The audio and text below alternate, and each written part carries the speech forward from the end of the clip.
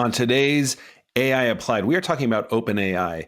Folks, you know OpenAI is the stalking horse in this AI race. They are the ones that everybody's following. They are valued at, what is it, Jaden? Now it's 150 billion or something like that.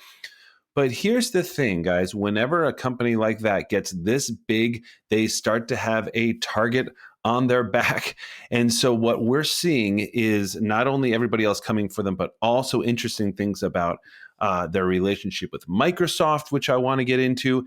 Jaden was seeing other news, and we just decided, listen, we got to talk OpenAI. Jaden, what are the interesting things? Besides, by the way, all the updates we talked about last week to ChatGPT. Jaden, what are you seeing around OpenAI that's interesting to you right now? Yeah, there's a ton of crazy stuff. One thing, they have a new GPT app on Windows. They have a really interesting new patent pledge that they're making.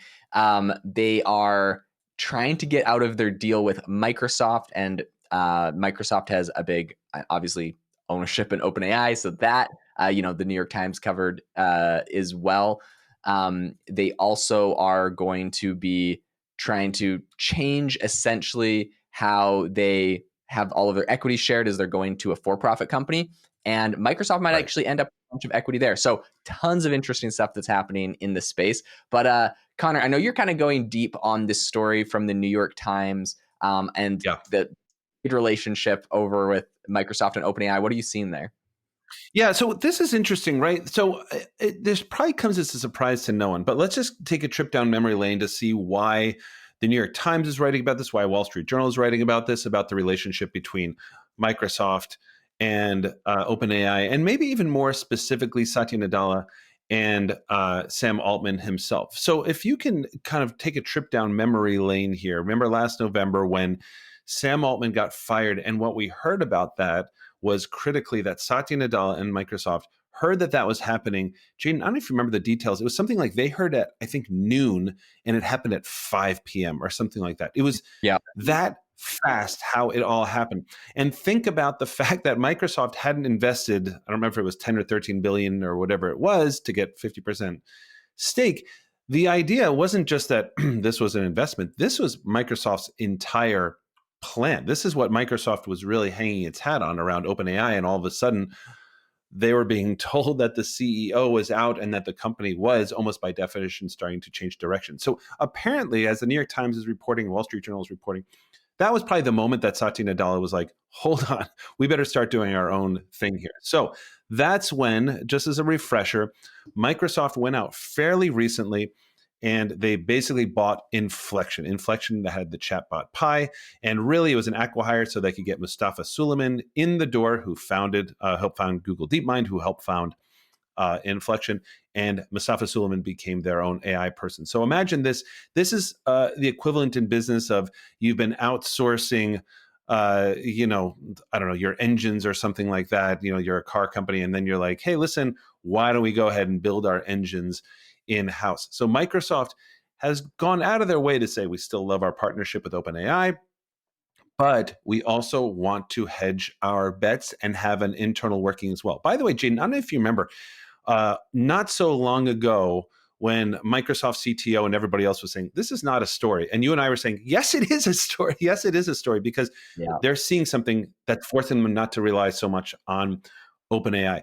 So what is so interesting to me is that, first of all, Microsoft and OpenAI, totally symbiotic relationship, number one. But number two, we were saying for a long time now, this is signs of fraying in the relationship. Microsoft saying, no, it's not. We're just being cautious. But clearly it is. And why is that so important? It's so important because now you have two Goliaths here. You have OpenAI, which is valued, again, at something like 150 billion. Microsoft, which is valued at 50 quintillion trillion or whatever. Microsoft can build its own stuff. But are they going to eventually start butting heads? Are they going to pull OpenAI out of their Copilot project? How does this work? Jaden, you're like in this sphere a lot, especially with what you're building with AI Box. You're comparing a lot of models and things like that. How does that all resonate with you when you think about those two companies? Even, I don't want to say potentially splitting. That's total and complete speculation. But I do want to say that there is tension here. I think the thing to be aware of is that it's actually the contract that OpenAI and their board have, and when they can split and when this cutoff kind of happens is essentially when they achieve AGI. But what's interesting to Right. me is that it's OpenAI's board that gets to decide when that actually happens. And Sam Altman has, or I think he did an interview a while back, and he said the closer we get, the harder time I have answering how far away AGI is, because I think that it's going to be much blurrier and much more of a gradient transition than people think, which means, like, to me, from Microsoft's perspective, this has got to be incredibly frustrating to not really have, like, there's not really a goalpost for when AGI is achieved, aka when their access gets cut off, when they no longer can have Right. benefit from OpenAI. And if Sam Altman's a really charitable dude, he can, even when alleged AGI is achieved, he could keep pushing it theoretically. And if he wants to be a real sharky dude, he could cut it off when they don't feel like it's early, and lawsuits will all ensue. So I think that this is definitely a tricky place for both of them to be. Now, with all of that being said, I still think that there is good news for Microsoft in a sense that as they're now restructuring to a for profit, Microsoft is going to get a big chunk of the equity of that. So allegedly, Microsoft at this point has put about $14 billion total into OpenAI as of this October. They just did a recent funding round. I think Microsoft has continued to pile on every round.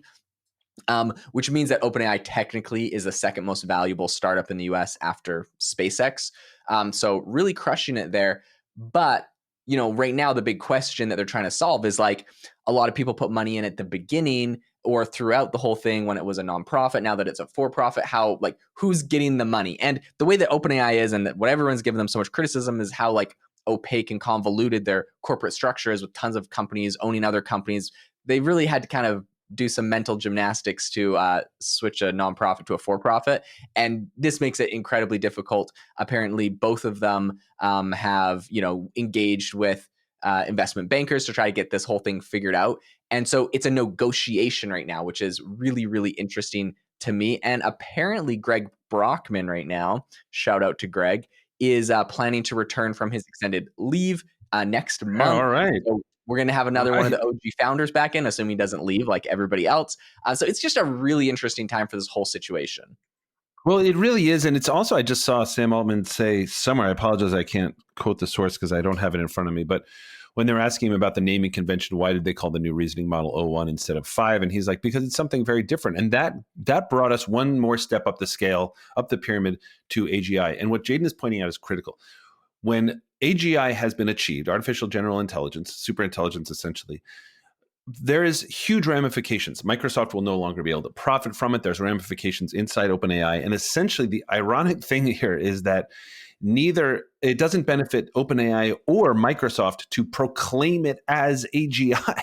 It's a very strange thing, because then all they have to say is, like, yes, it is now AGI, and the financial consequences are colossal. We're talking many, many billions and even trillions potentially of dollars. And so what I want to also think about is, well, if OpenAI is climbing up that ladder and Microsoft is now saying, hey, we're going to build our own model, you don't hear Microsoft saying anything about, well, when we hit AGI and if Mustafa Suleiman can lead us to AGI, they're still going to keep that profit. And so this is probably the time where they want to peel apart. Also, they have a lot of strange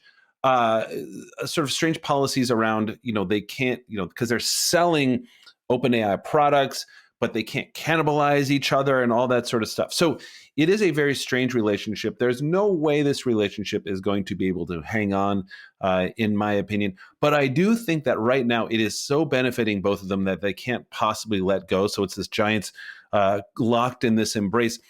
But here's the thing that, guys, that we should know, guys, for AI applied, as we're walking toward this, remember, first of all, that Sam Altman and OpenAI have declared that we have taken one more step toward AGI, that Sam Altman said AGI and superintelligence could come in a few thousand days. Dario Amodei of Anthropic, who runs Anthropic, which has the Claude chatbot, he says that by maybe 2026, we are going to start seeing something like superintelligence. But also, you have other people on the other side, like Jan LeCun, saying this is only as smart as a house cat. So in terms of what this does for us and for you, it's probably not going to make a huge difference in your life, except to watch how these different giants interact? And that's the interesting part to me. Google thinks 2 to 30 years we get AGI. So I don't know, how accurate that is. 2 to 30. 2 to 30. That's That's a a good reasonable range. range. You can't Playing be the safe wrong. side. Anytime between tomorrow and 100 years. Yeah. Yeah. The thing that I do want to say is, even with all of this drama with OpenAI and Microsoft and everything else going on, OpenAI is continuing to innovate. We do have the new ChatGPT app that they've pushed out to Windows, which is fantastic. Windows user, Yep. I'm stoked that they, haven't forgotten us. I don't know, 6 months after they gave the iOS desktop app out. The one other thing I Yep. wanted to mention that is quite interesting is that OpenAI has also made a patent pledge. Now, some people are accusing of just being virtue signaling. The way this works is essentially OpenAI is saying, I think they say, quote, "We pledge to only use our patents defensively so long as a party does not threaten or assert a claim," meaning you got to make these patents, because if they don't have a patent and someone else gets that patent, they could say like, "Hey, ChatGPT can't do X, Y, and Z thing because we have a patent for that." So it's essentially would be stifling to them. So they have these patents, but they're saying that they're only going to use them defensively if someone else is attacking them. They're not going to go out and actually start execute those patents. Now, this is really similar to what another big company has done in the past, which is IBM had this thing called IBM's 2025 promise, and they promised essentially not to use their over 500 different patents that they have against open source software. So I'd recommend everyone read up on this if you want a little bit of the background of the internet. But essentially, they're allowing their 500 patents freely to anyone using open source projects like Linux or other things like that. So overall, I will get built when they pull things off. Now, people are criticizing OpenAI here because they haven't actually said that. They just said that they're going to use them defensively, which isn't very clear. Some people say that if someone's harming the company or criticizing it, then that could be they could be acting defensively by suing someone that was criticizing them. So there's a bunch of things like that. And in addition, the one other thing that they've been accused of is the fact that this is a pledge. It sounds fantastic. Like, we have a patent pledge, but this isn't really any legal standing. Like, they could change their mind about their pledge tomorrow, and they could go start suing everyone. So it's a little bit tricky. Well, could we say like just on that, Jaden, on the also, like, as much as we love OpenAI, the pledges, I don't know, because I mean, they switched from this whole nonprofit board structure to a for-profit board structure. And what bigger pledge did they have besides do no harm when Sam Altman went in front of Congress saying, "I actually don't make any money," and then potentially he may have 7% of the company? That is speculation, but it has been reported. Right. Pledges, Jaden, come on, what are we doing with this? Exactly. Pledges, unless there's something legal, it's really hard for this to be substantive. So we hope that it's all for the best. We hope that they pull through on this. But sometimes it feels like it could be virtue signaling to get some, political points, and then in the future they might change their pledge or change their model from nonprofit to for-profit. So anyways, it's going to be an interesting time to see what goes on with OpenAI. In any case, we are thrilled that you joined us for this podcast. If you learned anything, the number to help us to give back in any way would be to leave us a review on the podcast. We read all the reviews. We really appreciate them. And if you haven't got Connor's AI course already, the link is in the description for a limited time only. It will absolutely change your life. So make sure to get that and reframe the way that you use AI. An incredible course. Highly, highly recommended. Thanks so much for tuning in. We'll catch you all next time.